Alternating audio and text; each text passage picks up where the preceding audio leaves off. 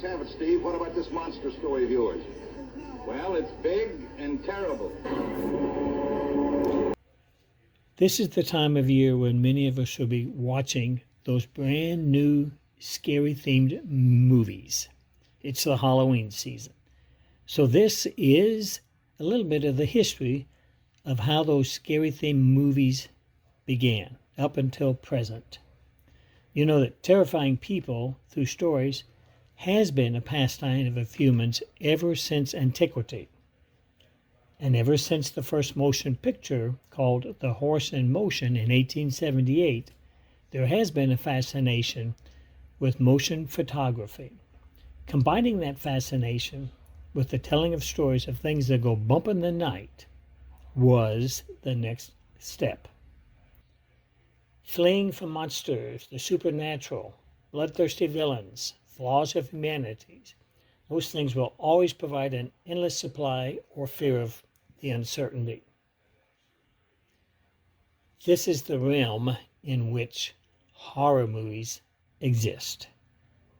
To be considered a horror movie, there must generally be these 5 elements, and we all have seen them: fear, surprise, suspense, mystery, and spoilers.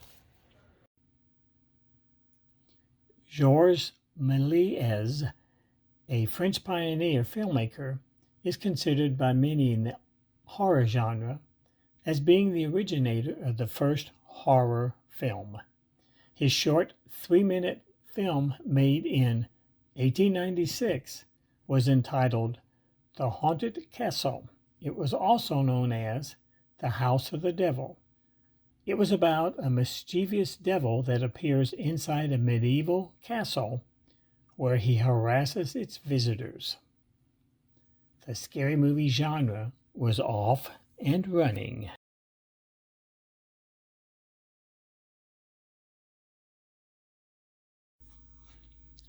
The supernatural provided a good start for the genre. Between 1900 and 1920, the filmmakers were trying to find their way. So they turned to literature classics such as Frankenstein, Dr. Jekyll and Mr. Hyde, and Werewolf for inspiration. The 1920s and 30s created what many believe to be the golden age of horror. The silent movie The Cabinet of Dr. Caligari in 1920 and Nosferatu in 1922 were the first movies to attempt to unsettle the audience. Silent movies gave way to sound film and a glut of monster movies, paving the way for generations to come. Frankenstein was remade in 1931, and a year later, The Mummy.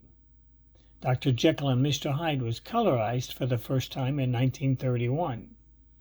The term horror was used for the first time in the 30s to describe the genre.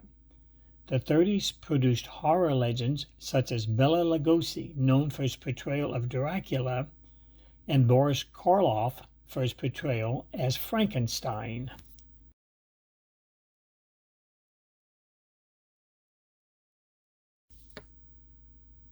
By the time the 40s rolled around, movie audiences were growing tired of the monster format.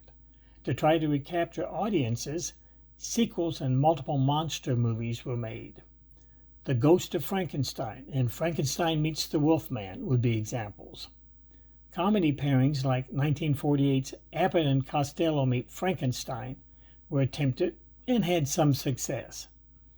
Other studios stepped in to fill the void with more serious-minded scary films such as RKO's Cat People and I Walked with the Zombie. In 1945, MGM won an Academy Award for Cinematography for the picture of Dorian Gray.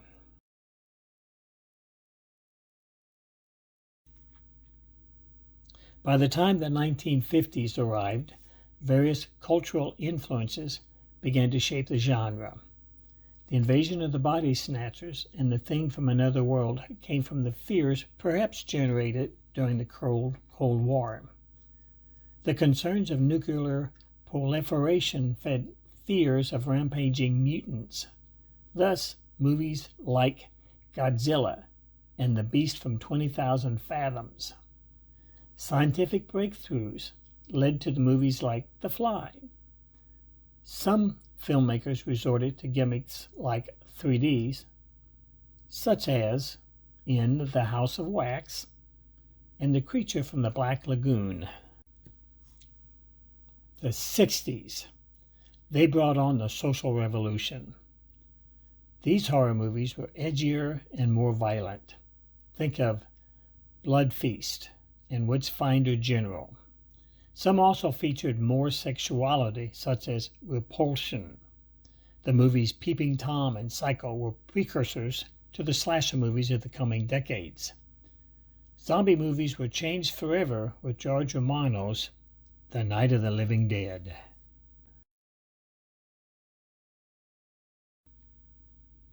The Occult. It became popular once again in the 70s and 80s. This time, though, it came to the houses of the kids in the form of being possessed by the devil. Two movies in particular were most likely responsible for this return of popularity. The Exorcist arrived in 1973 and The Omen in 1976. A movie called Carrie in 1976 began an onslaught of movies by many who considered the king of horror Stephen King. His movie The Shining was released in 1980 and followed up in 1982 by his Poltergeist franchise. The horror movies of the late 70s and into the 80s were usually identified as the era of the slasher movie.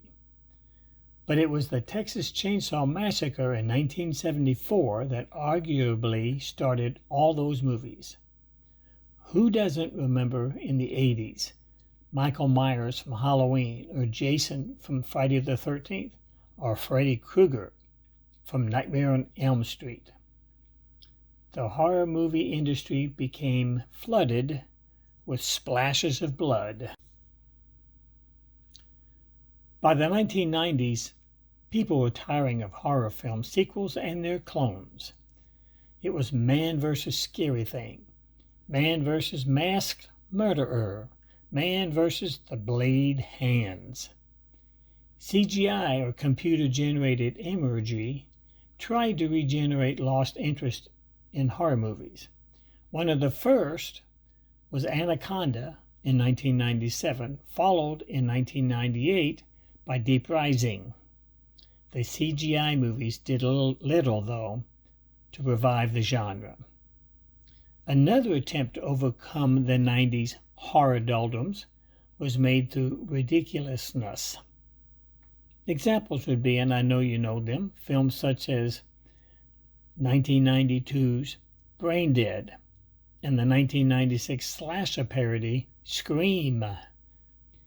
Theatergoers worldwide seem to appreciate this form of horror, but the traditional horror films limped into the 2000s. Then the zombies returned again. One of the first of these was Resident Evil in 2002. The remake of Dawn of the Dead in 2004 firmly re-established the zombies' return. Their re-emergence was perhaps caused by the events of the suicide bombers from 2001. I Am Legend and Zombieland of that decade were also successful ventures in the zombie horror films.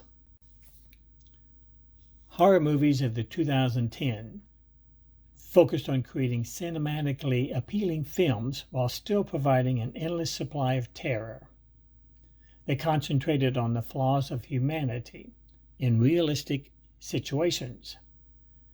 Movie watchers often wondered, what would I do if that was me? In 2012, 5 friends discovered the truth from The Cabin in the Woods. In 2013's The Conjuring, paranormal investigators help a family terrorized by a dark presence in their farmhouse.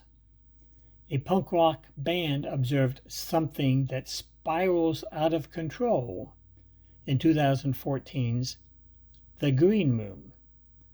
The blind man isn't as helpless in his house as he seems in 2016's Don't Breathe. So, what will happen to horror movies in the future? What will they look like? Keep in mind that life experiences shape the genre. Perhaps look for movies about pandemics, quarantining, distance learning, social distancing, murder hornets, cannibal rats, bloodthirsty police, and systemic racism. But be assured, our darkest fears will come to life